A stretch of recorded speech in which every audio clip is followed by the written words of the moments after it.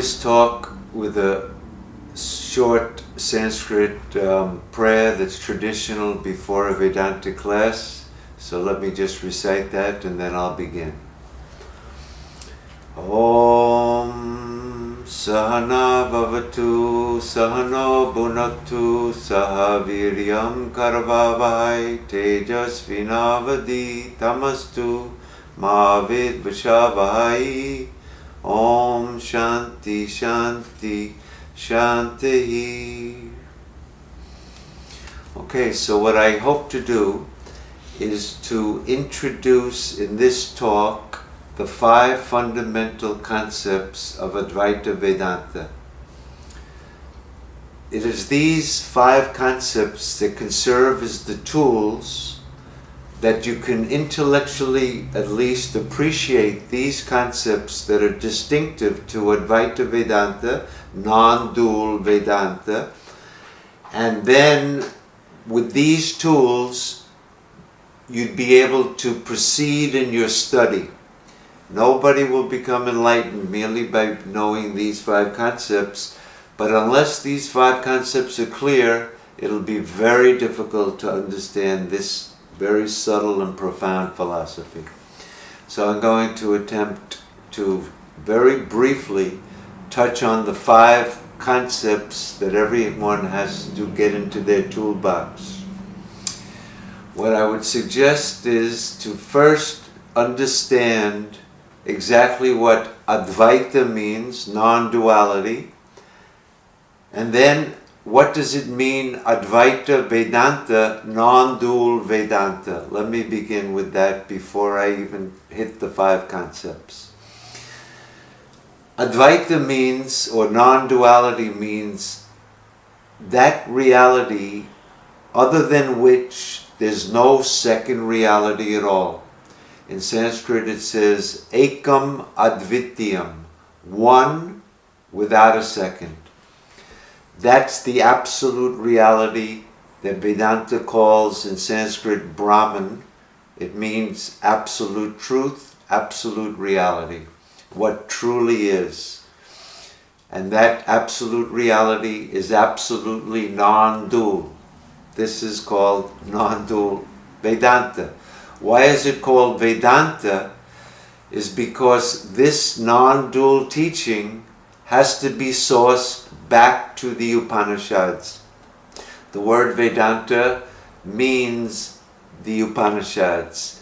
Those philosophical texts that are found at the end of the Vedas, Anta means end, Veda is the whole corpus of the Vedic religion, and at the end of those Vedas is a section called the Upanishads. In those Upanishads we find this teaching, Sarvam Idam Brahmam. All this, in truth, is that one absolute non-dual reality alone. It says it very clearly. Naiha nanasti. There is no manyness here. He who sees manyness goes from death to death. I could cite many descriptions of this absolute reality that has no duality in it whatsoever. The 3 definitions of this non-dual reality is na svajati beda, na vijati beda, na svagati beda. This one reality, which is absolute infinite reality, there's nothing other than it that's the same as it. There's nothing other than it that's different from it. And the 3rd and final qualification is that this absolute reality, within it, within that reality, there's no multiplicity. There's no duality in it or outside of it. That's the radical nature of this non-dual, this concept. Not only do the Upanishads state that this is the absolute reality, which is bereft forever of all duality, that's all that ever was, right now, that's all that there is, and that's all that there ever will be. One reality, never changing, the only truth. That's called the Advaita of the Upanishads. It's a unique teaching. They call it the Asadharana Dharma. The unique teaching. Why is it unique? Because every teaching is unique. Buddhism is unique. Judaism is unique. So to say Vedanta is unique is trivial. If it's different than the other ones, it's unique. But the uniqueness of Vedanta is not that it's different merely from the other ones. The uniqueness consists in this fact, that if one were to study all of the philosophies within human thought, human history, whether it's mysticism, empiricism, rationalism, common sense, all theistic religions, all of them, if you examine closely, have accepted the truth of duality, at least in some sense. There's one absolute, and from that absolute all this has come. Some people speak like this. That's not Advaita Vedanta. Some people say there's one absolute reality, like a big cake, and all the parts are in that cake. Nothing's outside of it. Within that absolute, everything exists. But in Advaita Vedanta, nothing ever came out of it, and there's nothing existing in it. It's called nirguna, without any qualities. Nirvishesha, without any distinctions. This is the Advaita that's taught in the Vedantas, the Upanishads. It's the unique teaching. Nobody else teaches this. And this teaching stems at least from the 6th, 7th century BC. Almost all scholars agree that the Brihadaranyaka Upanishad or the Chandogya Upanishad have to be dated 6 to 700 BC for a number of reasons. What that means is that this teaching about this non-dual reality was long before the Buddha came to teach Buddhism. It's more ancient than Buddhism. It's before Mahavira and Jainism, also about 500 BC. And it predates all the philosophies that came after that, and there are many. So, what is this ancient Indian philosophy? How can we study this? One important point to appreciate is that if Vedanta, the Upanishads, was saying there's just one reality without a second, that's fine, but what relevance does that have to me? So the second unique point, since nobody else believes in that there's only one non-dual reality, nobody has ever said that the self of everyone, who everyone is, who you are as individuals, in truth, you are that absolute reality. That there's only one reality and you are that. That's the second unique thing that no other religion, no other mysticism has ever taught, because no one ever believed in this one reality without a second. No one ever taught it. It was only in the Upanishads that this idea began. The third unique thing is, okay, there's this abstract idea of some absolute non-dual reality. And somehow they're saying that you are that reality. But it makes no sense, because I'm not non-dual. I'm in a world of duality. I'm a limited individual existing amongst so many other individuals. And so they may state that, but it's against everyone's common experience. Nobody feels that I'm timeless, without qualities, free from all duality. No one feels like that. So the third unique point of Vedanta is that the self that they're talking about is not the idea that we have about ourselves, but the true self is the witness of that idea. And everybody can verify that fact in their common experience. So with that as just as a general idea of what Advaita Vedanta has to say, let me begin with the 5 fundamental concepts.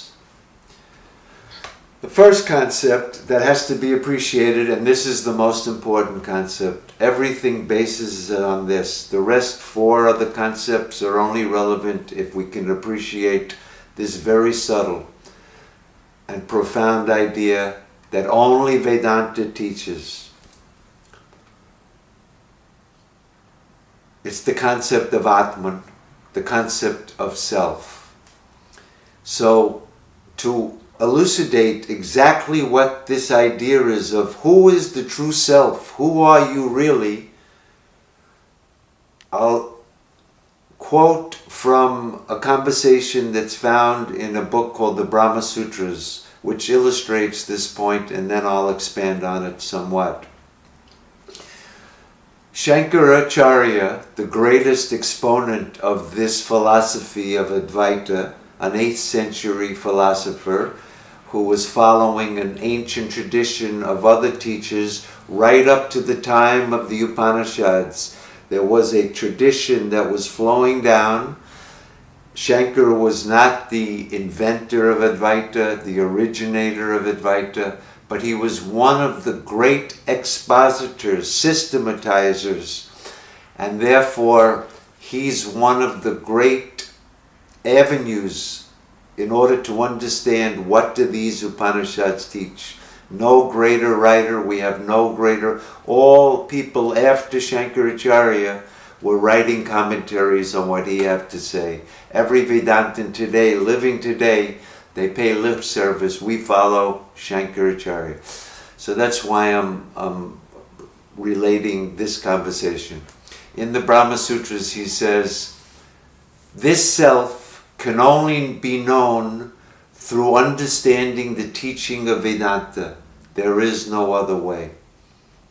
So then an objector raises his hand and says, sir, I don't need the Upanishads to know myself.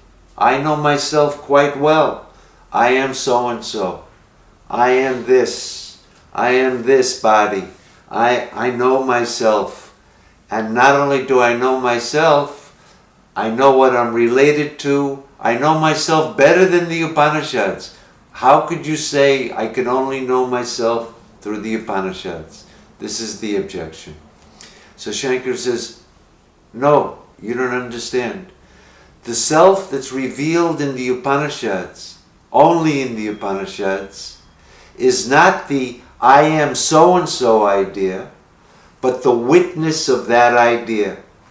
That in every human being, there is a witness that's witnessing every thought that's occurring to you, including the I thought.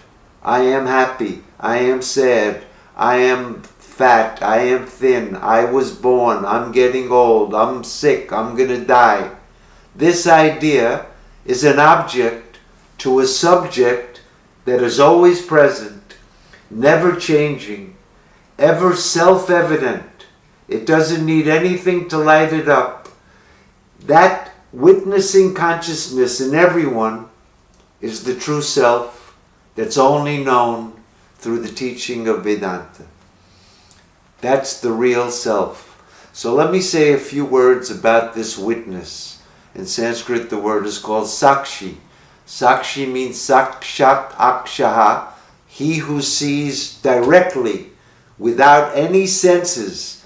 He sees without the eyes or the ears. He's directly lighting up the whole thing. That's called sakshat akshi. His eyes are direct. He doesn't need any senses. That's called sakshi, the witness. But you could take it as the subject. You could take it as the true knower. You could take it as the experiencer, the true experiencer. And on the other side, the thoughts, every thought, including the I thought, because that's just another thought that we have, All of those thoughts are objects. They're known. They're experienced. They're witnessed. So here we have a dichotomy between a subject and an object, a knower and a known, a seer and a seen. The true seer, the true witness that you can never lose, no matter what's happening, that's always there, that is called Atman. How many Atmans are there? We have to look at this witness. Not only is the witness in you the witness of every thought, including the I thought, it's the witness of every experience you have, of every state of experience you have. What that means is you're not just the witness of your thoughts, you're the witness of the whole waking state. That's also an object. It's witnessed. Sometimes the waking doesn't appear. Sometimes it's appearing. That means it's an object to you that's coming and going. When the waking state goes, a dream can appear. You're the same witness that was witnessing the previous thing. Now a whole new state is appearing, but the witness hasn't changed. What does that tell us? That the waking state in which all the relative reality is appearing of real and unreal, time, space, causality, many people, gurus, students, scriptures, all of that is appearing to that one witness. Because the time and space is appearing to the witness in the waking, and because the time and the space of the dream is appearing to that same witness, the witness is not in time or space. Whether time appears or disappears, the witness is unaffected. That means the witness was never born. It doesn't get old, it doesn't get sick, and it doesn't die. Number one. Number two, there's not many witnesses, because it's the witness of space. Only if the witness was in space, we can say they were in juxtaposition, there's one witness, one. But it's the witness of space itself. There can only be one witness. That's why in Vedanta they say, Ek Atma, one self, one witness. That witness in me, the witness in you, is only one witness. That's the unchanging reality. That's the non-dual reality. I'll come to explain why that witness is the only reality, that Advaita that I was talking. Because right now we have two things. We have the witnessed and we have a witness. We've separated the idea that I have about myself, I am fat, I am so-and-so, I am thin, I am happy, and the witness. But that's also duality, so we'll have to address that.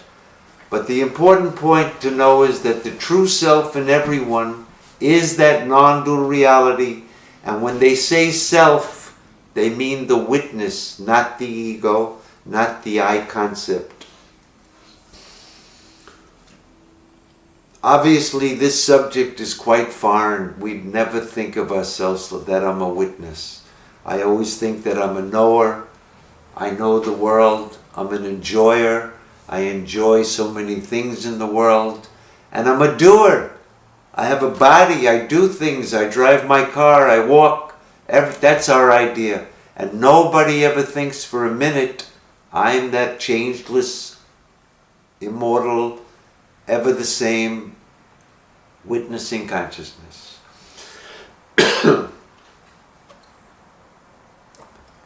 I'm going to leave it at that for the witness. That's the true self in Vedanta. If you don't understand that, you will not be able to read the Upanishads properly, read the commentaries properly. This must be very clear. The real self that they're talking about when they say you are that, they don't mean your body is that. They don't mean your senses are that. They mean that witness in you, that is, you are that. It's a statement of identity. It doesn't mean a statement of You will become that after you meditate. You'll become that after you drop dead. You'll become that if you raise your kundalini through your chakras. It's a statement of fact. You are that. That witness is the non-dual Brahman, that absolute reality. You don't have to do anything to become it. You don't have to make any effort to change yourself into that. By meditating on that, you won't become it. And therefore, nobody believes this, that I am the witness. Everybody says, I'm the witnessed. So now the second most fundamental concept of Advaita Vedanta, which is the concept of ignorance. In Sanskrit, that word is called avidya, ignorance. Vidya means knowledge. An absence of knowledge is called avidya, not knowing. What is this avidya? Forgetting about whatever the word ignorance might mean in any other philosophical system, be it Buddhism, Jainism, Kashmiri Shaivism, any Indian philosophy, or any Western philosophy for that matter, there's a very technical, specific meaning to the word ignorance. So let me try to give you the essence of what that actually entails. I just told you that according to Vedanta, everyone's real self is the witnessing consciousness. Unchanging, ever pure, ever free, never bound.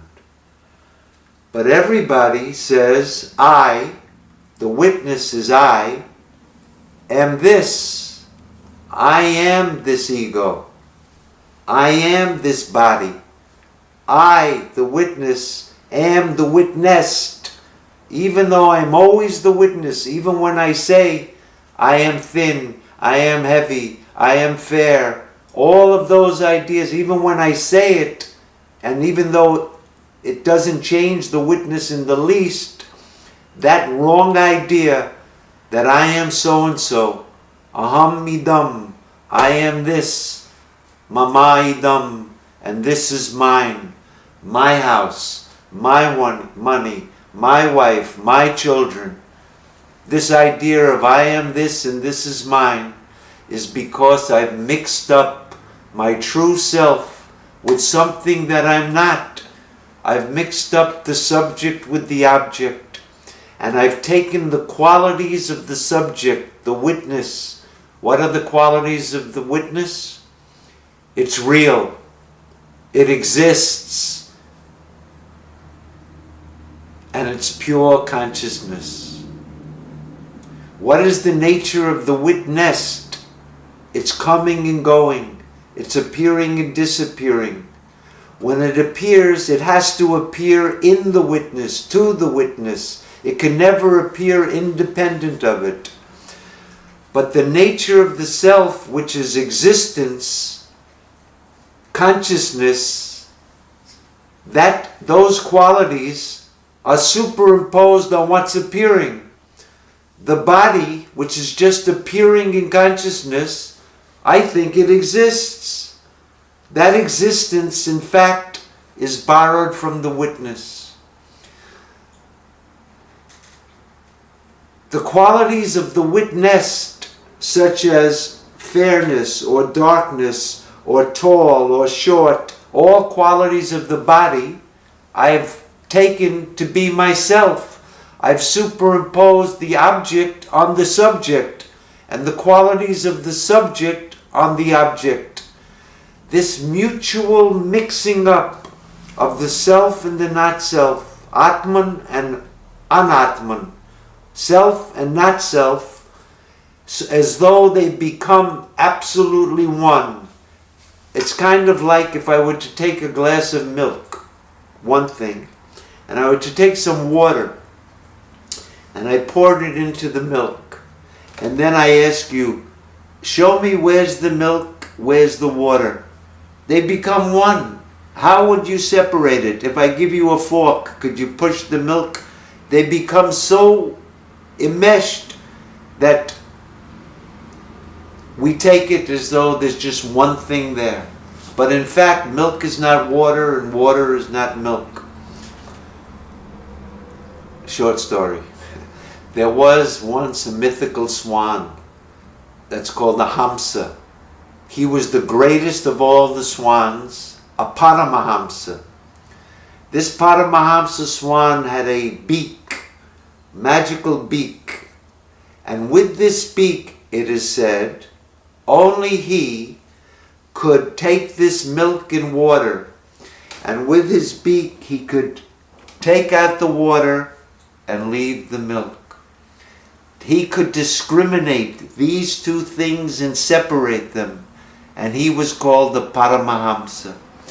You may have heard of certain sages that are called Paramahamsas, Paramahamsa Yogananda. There are other, it's an honorific, oh, here's the Paramahamsa. What does it mean? That this person has had the capacity that these two things would seem total. This is myself. The identification is so thick, it's like that milk and water.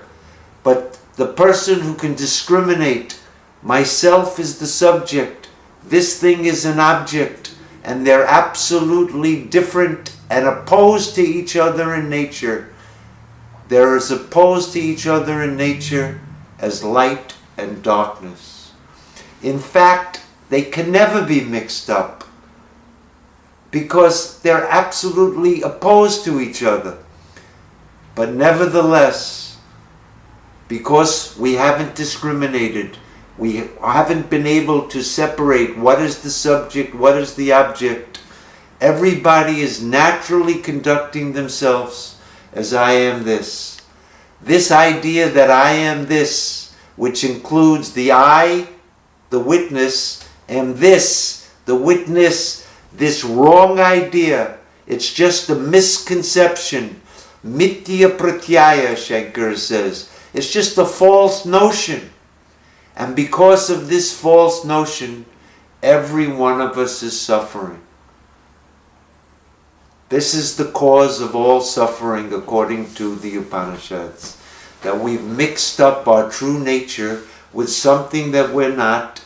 And because of that, because I have a mind, even though the mind is object to me, I have a mind, I'm related to the mind, I can know things.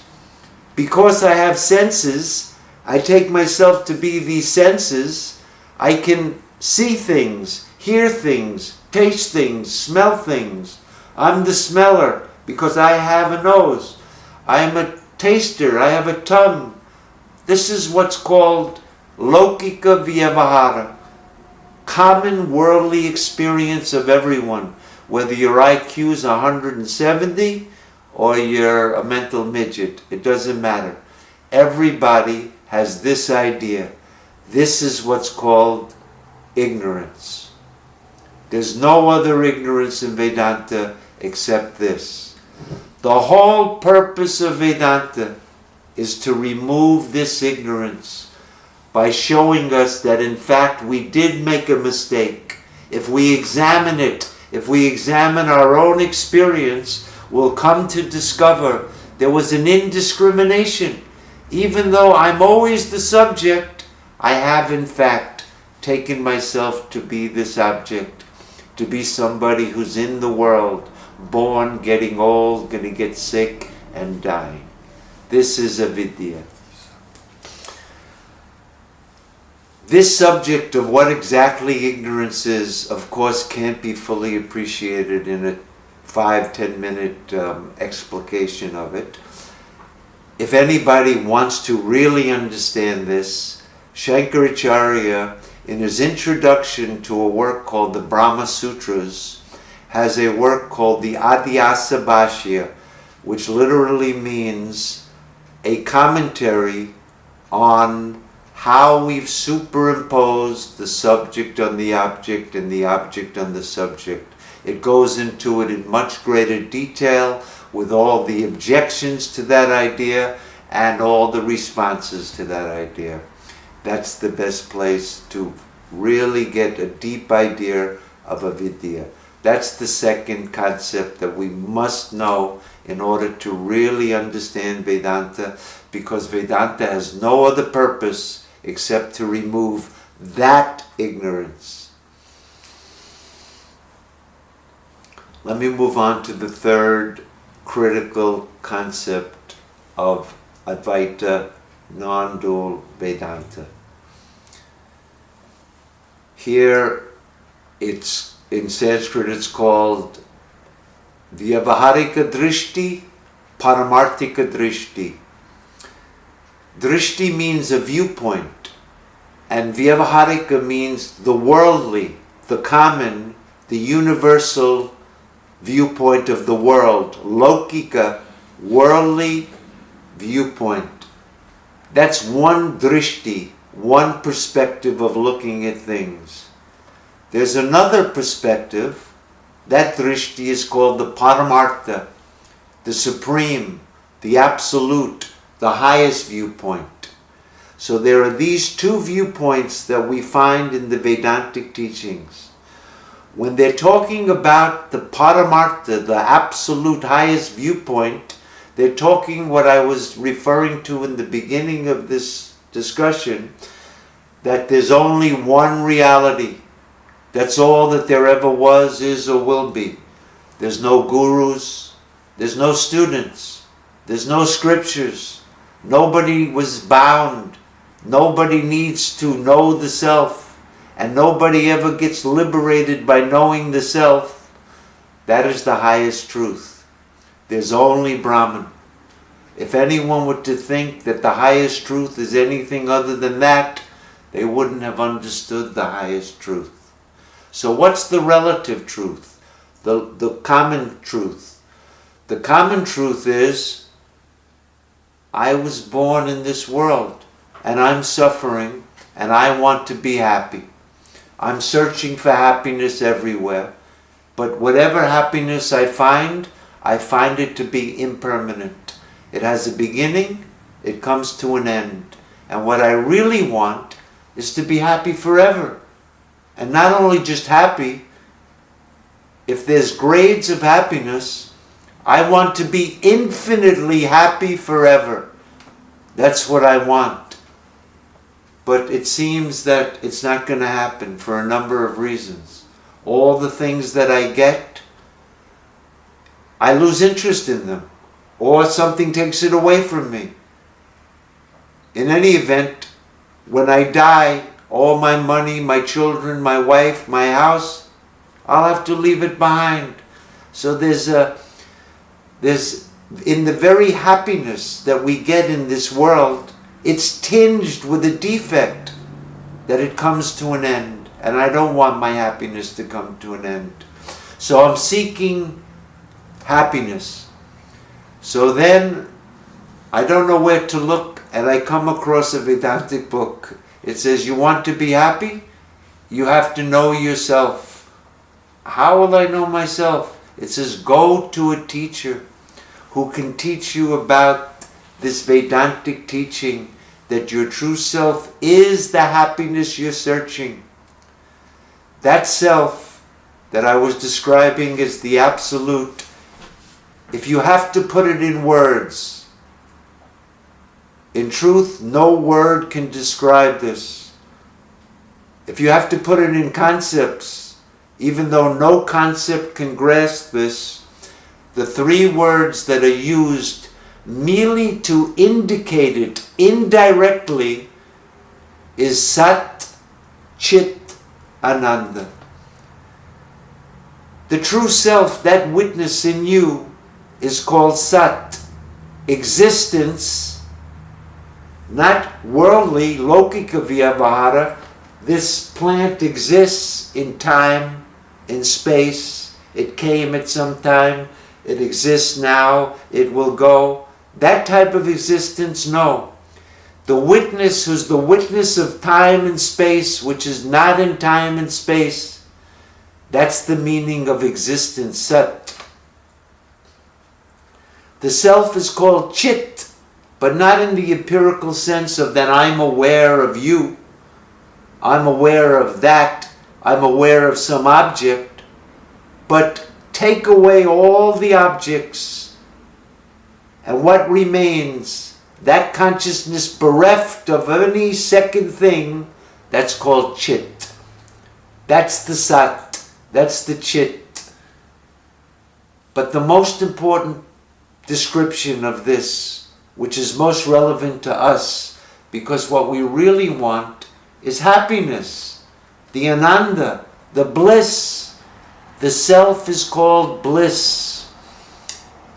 Not the bliss that we get when we get an object that we desired. We call that sukha, happiness. But this is the bliss that's not caused by anything. It's not dependent on anything. It doesn't arise at some time, and after some time it'll be lost, because it's your very nature. The nature of non-duality, the absence of any second thing, in fact, is bliss. When there's no second thing, when there's no more experiencer, experienced, or experience, when all of that is absent, that's called ananda. That's the real ananda. It's the bliss of the self. It's hard to appreciate from the ego point of view how that could be bliss, because we always think that happiness will be something that's caused by something.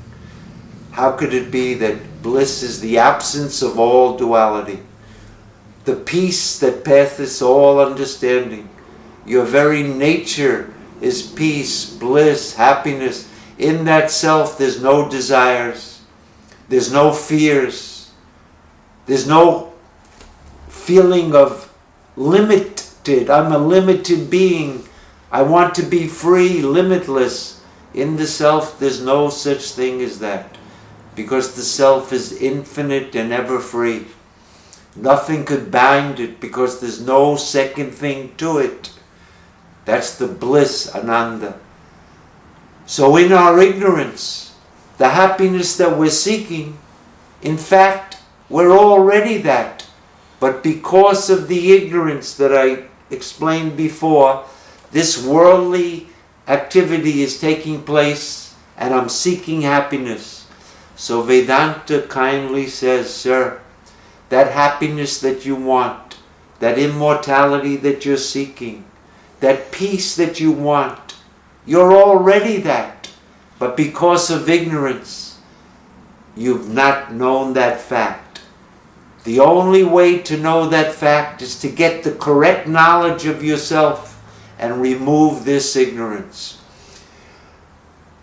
Therefore, whenever we're reading Vedantic texts and we read about you have to go to a guru, he will teach you the nature of the self. In order to understand that teaching, you must purify your mind, the mind that's naturally extrovert, that's running after the crumbs of life, trying to pick up a little happiness here, avoid some unhappiness. That extrovert mind that's natural for everyone. The teacher says, no, you must take that mind and turn it back to that witnessing consciousness, so that you can understand that that light that's in you is your true unchanging nature. All of that teaching is not the absolute truth. It's merely a device for the person who's in ignorance. The teacher is telling you, you must know yourself and get rid of the ignorance. But when the ignorance is gone, the self is realized to be, I never had any ignorance. In fact, my nature has always been free. I didn't need to get knowledge to become free. I never had any ignorance that had to be removed from knowledge. That's called the absolute point of view.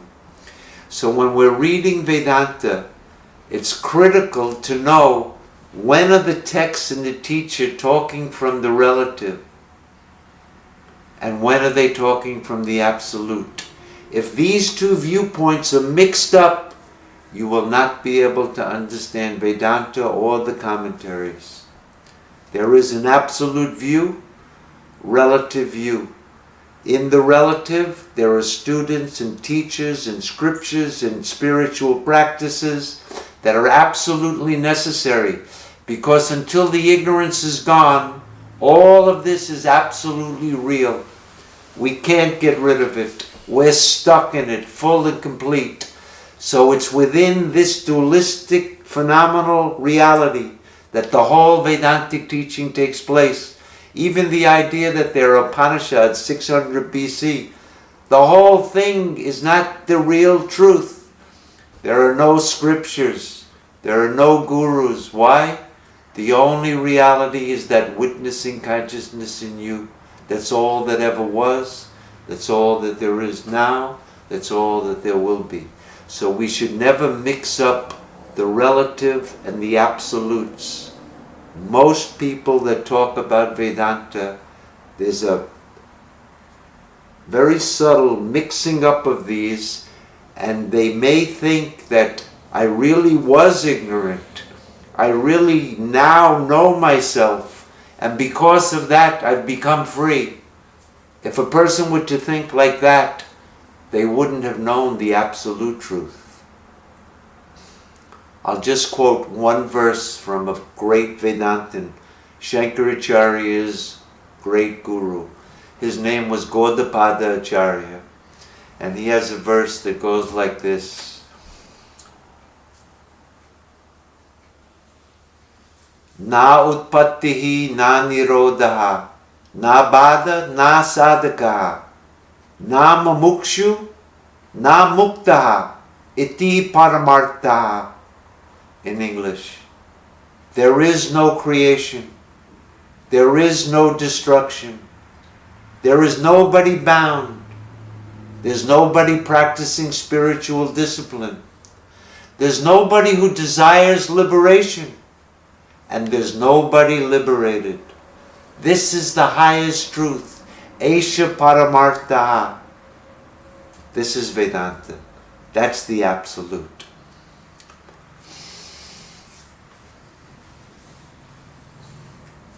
The fourth critical point is to understand the difference between doing something and knowing something. In Sanskrit, this is called Kartru Tantra and Vastu Tantra. And let me, to the translations of those, Tantra means dependent on Kartru, a doer.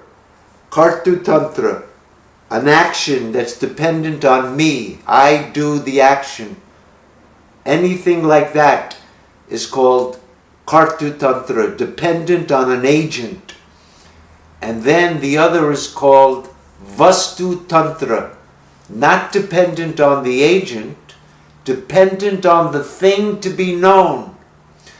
Let me see if I can explain exactly what is involved here. Everybody in their ignorance takes themselves to be a doer, because I'm this body. So I'm doing so many things. I'm digesting my food, I'm talking to my friends, I'm going to the shopping. So I'm a doer. So now I want to become free. What do I have to do to become free? Tell me what I should do. Because then I could decide if I want to do it, I'll do it. And if you tell me what to do and I decide, nah, I don't want to do it, I'm not doing that. Or maybe I can think of something, I'll do it some other way. For example, if you say, go to the store by foot, I can do it. Or I can say, no, I'm not going to do it. Or I'm going by bicycle. I can do it some other way. It's up to me, the doer. That's called Kartu Tantra. Vastu Tantra means fire is hot. Fire is hot. Is that up to me? Can I do it, not do it, or do it some other way? Because it's not up to me. It's a fact.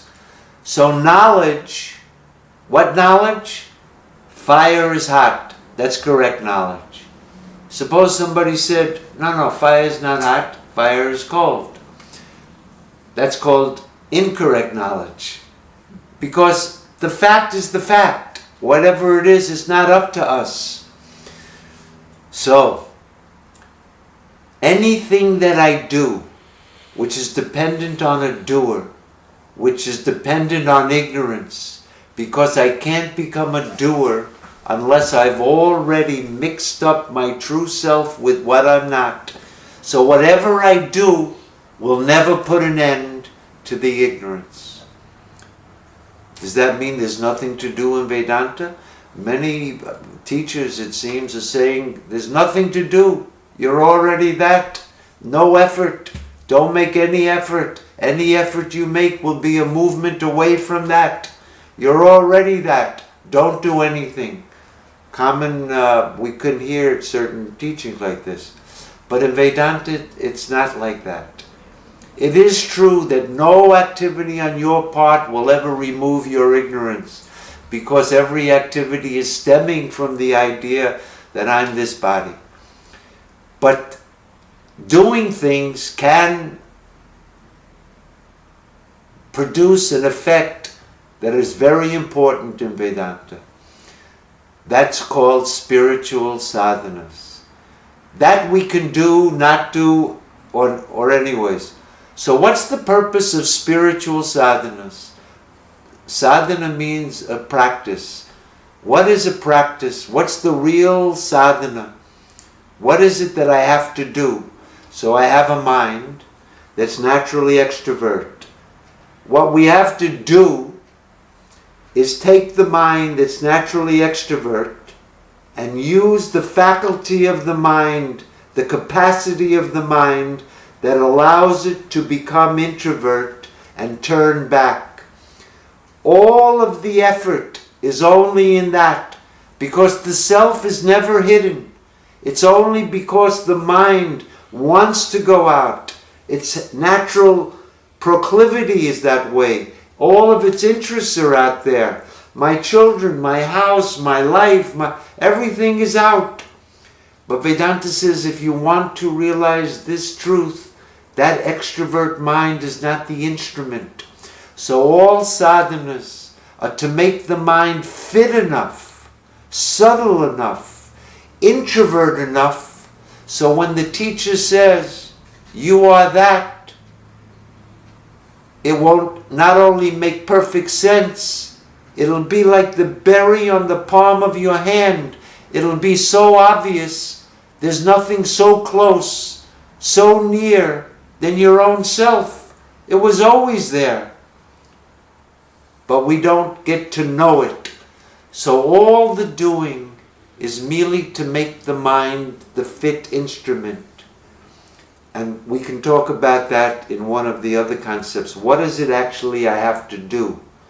But we should be perfectly clear that no matter what I do, it'll never put an end to the ignorance. It's only this Vedantic teaching to the right student, the qualified student, who has actually made himself fit enough.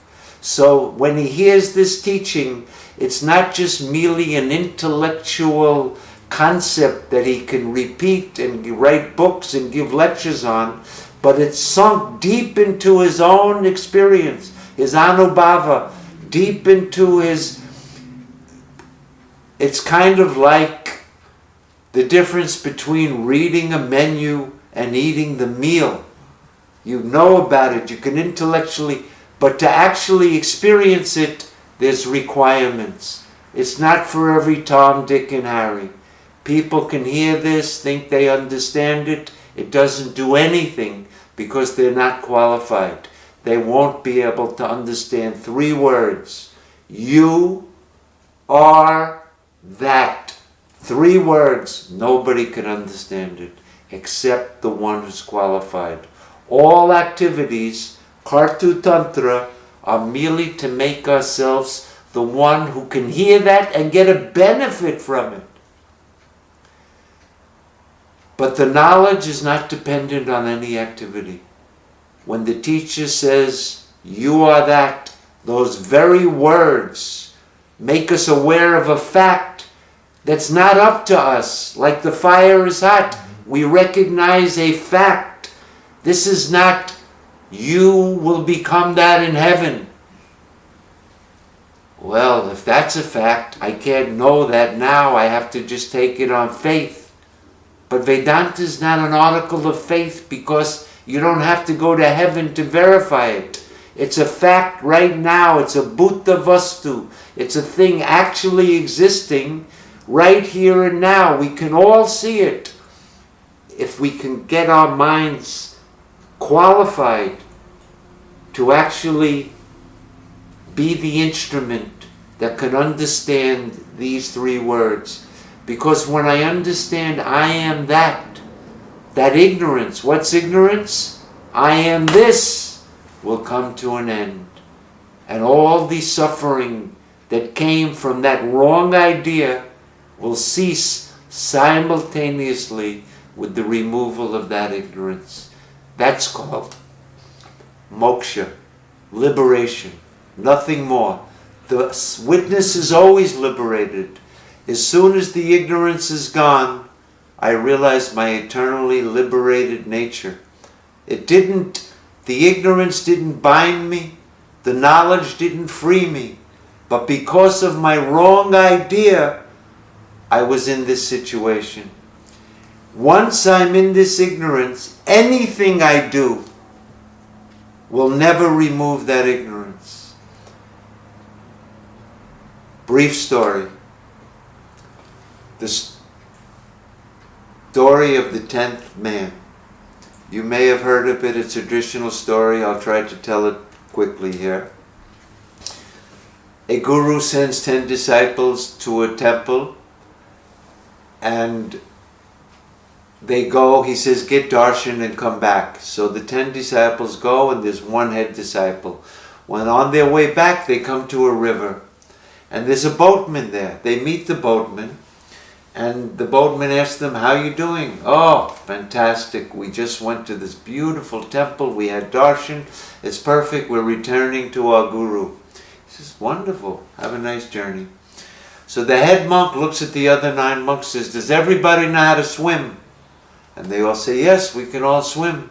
Okay, jump in the water. We're swimming across this river. They get to the other side, and the head monk says, I will now count. Let me count, make sure everybody got across safely. And he begins, and he goes 1, 2, 3, 4, 5, 6, 7, 8, 9. Oh my God, let me count again. 1, 2, 3, 4, 5, 6, 7, 8, 9. The 10th man is missing. All right, don't panic. I want 4 of you to go that way. We'll go this way. He must be somewhere. We'll find the 10th man. And they search. They begin the search. They're looking under the rocks, behind the bushes. They go far and far. They finally come back. Any luck? The 10th man is missing. What? And they start to cry and lament. Meanwhile, that boatman on the other side, he sees what's going on over there. He gets into his boat. He comes over. He goes to the head. He says, you guys were so happy on the other side. What seems to be the problem? You don't understand. I'm in charge. My guru said, go 10, bring back 10. We crossed the river. We're only 9 now. The 10th man is missing. Where should we go? Can you give us any? Where's the currents? Maybe. He looks at the guys. He says, 1 second. You say you came 10? Yes. You say you're 9 now? Yes. Don't worry. Have faith in me. I will produce the 10th man. The head monk goes, when? When I die and go to heaven? He's going to be up there? He died in the... I'm going to produce the 10th man right here, right now. Just do me one more favor. Count one more time. So the guy goes, 1, 2, 3, 4, 5, 6, 7, 8, 9. Where's the 10th man? And the boatman looks at him and says, you are the 10th man. Tattvamasi. You are that. Those words, just those words. His ignorance was gone. The 10th man was gained. He didn't now have to keep repeating, I'm the 10th man, I'm the 10th. He knew what the mistake was. He forgot to count himself. And because of that ignorance, no matter how much effort he made, how hard he looked, how much strength into the search, he could never find it. Because the very search was based on this ignorance. And he needed someone to tell him, you are that. Those words produced knowledge. It had nothing to do, it was a fact. It was like fire is hot. You are that. And those words for the student who's eliminated, he knows all of these objects, they're coming and going. I don't think they could really be me. Even this body is changing every minute. How could this really be me? There's no self here, really. And the senses are likewise changing. And my mind is in continual flux. There's no self anywhere there. Where's the self? He's eliminated all of them. I'm looking for my true unchanging self. Where is it? Where should I look? And then the Guru says, stop. That self that you're looking for. You are that. It's always here. It's always present. But because of your ignorance, you've been looking out for it and you could never find it. That knowledge is not dependent on us. It's dependent on the fact of the matter.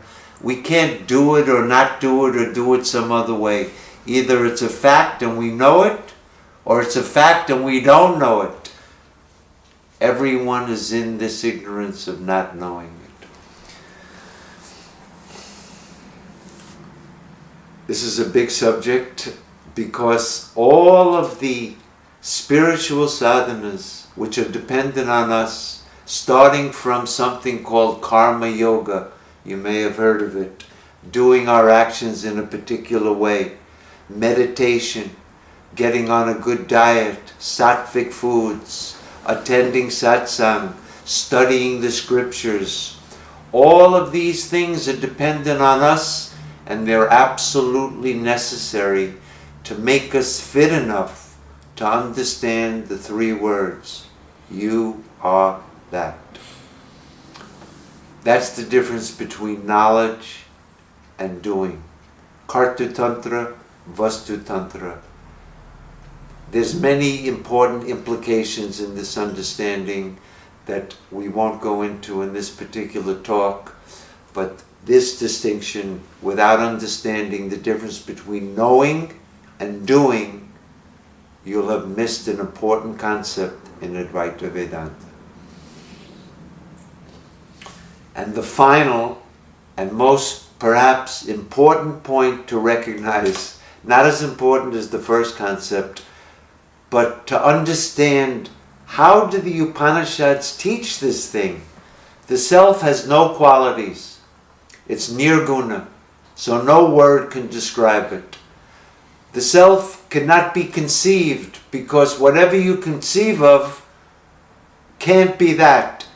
You must conceive of something, and every conception is not the self, because it's the witness of all conceptions that can never be conceived of. The Upanishads describe it like this: that which can't be known by the mind, but that by which the mind itself is said to be known. Know that to be Atman, and not what they meditate on as this. You can never know it because it's the eternal subject. In fact, it doesn't have to be known as an object because it's self-lit, self-revealed, self-evident. The only thing obscuring it is our ignorance. So the fifth and most important understanding of how the Upanishads actually work. What is the method of Vedanta? How does the teacher teach the student this truth? Since no words and concepts, it seems as though there could be no teaching about this. The teacher would just have to sit there in silence. And in fact, some teachers do. And in a certain way, that's the highest teaching. because that silence is the nature of the self. There's a story in the Upanishads where the student comes to the guru and says, "Teach me the highest truth, go Guru." And the guru sat there quiet. He says, "Swamiji, I've come so far. I'm really, please teach me the truth." The guru sat there silent. One more time he beseeched the guru, "I implore you, I'm a dedicated person. Can't you say something? Teach me the truth." And after the third time of silence, the guru finally spoke. He said, "My dear disciple, I've been teaching you the truth. There's no higher teaching than silence. That is the nature of truth. The self is silence. What could I say? Anything I said would be not the nature of the self." And the student understood what that teaching is. But for most of us, if we go to a guru, he sits silent, we ask for our money back. Because what good will that do us? So what is the method of Vedanta? They don't just sit silent. What they do is, in order to teach this truth, they deliberately say certain things that are not absolutely true, in order to remove more gross ideas, and then in the end, those very concepts and ideas that were taught, neti, neti, not this, not this, other than the total negation of every single thing, existence, empirical non-existence, there is no other direct way to point it. So in this tradition, there's a great sage, his name was Dravidacharya, and he has a famous saying that goes like this: Adiyaropa apavadabhyam nishprapancham prapanchite. That reality which is devoid of all multiplicity is taught by the method of deliberate superimposition, and then in the end, whatever was said as a means, even those means get negated. When everything is negated, nothing needs to be done to reveal the self, because the self is always shining. It's always there. There's no other way. This is the only way. In the end, whatever was said, it's not because we said the absolute. There's no teaching, there's no taught. So all of this, so let me give you one example.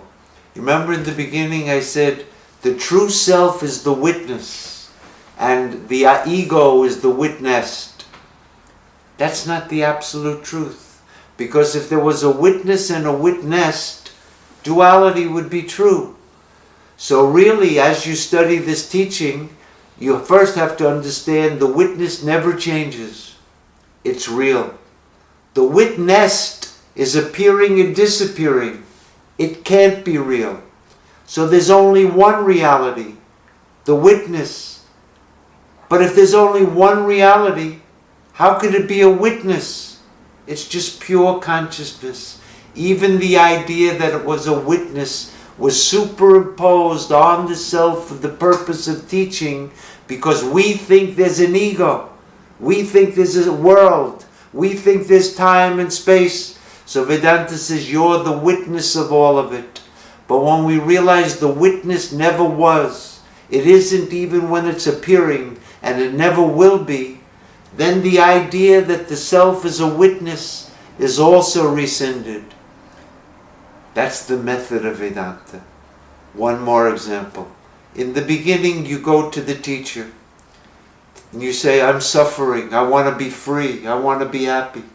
And the guru says, it's because of your ignorance. You've made a mistake about yourself. You have to get rid of that. You have to know your true self. All of that is not true.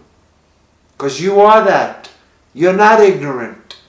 But for the purpose of teaching, this teacher comes down to our level and says certain things merely as a device.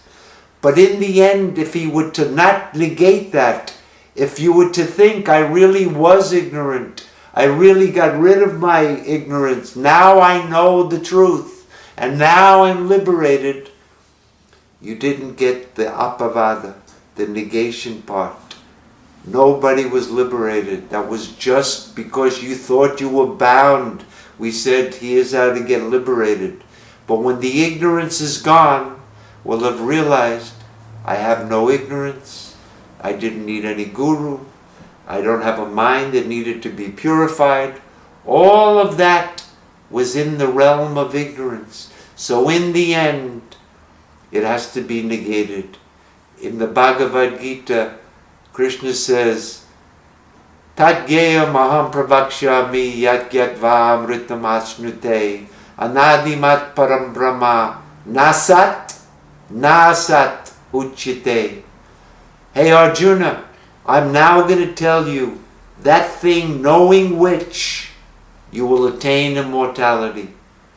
It's that infinite Brahman, which is not sat, existence, nasat. Oh, it must be non-existent. Nasat. That's the only way to teach it. That Brahman, which is not this, that's Vedanta. There's no other way to teach it. But in the beginning, for the purpose of teaching, certain assumptions. Another example. In Advaita Vedanta, there are no three states. If there were really three states and you were the witness, it would be Dvaita Vedanta, dualistic Vedanta. But everybody thinks they're having three states. Based on that, we say, you're the witness of the waking. You're the witness of the dream, and you're the witness of the absence of both. But when we realize that both waking and dream are not real, they cancel each other. They appear and disappear. So when they go, we call that sleep. When there's no waking or dream, what's the meaning of sleep? Sleep is reality. So even the three states was merely for the purpose of teaching. Teaching what? That there's no states, there's only the self. What you took as the waking is Atman. What you think is dream is Atman. What you think is the absence of both of those, you call it sleep. That's Atman. There's only Atman.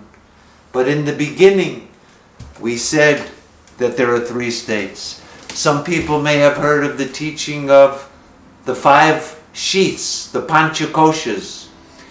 The outer sheath, the more subtle, until that real self was the very basis of the sheaths.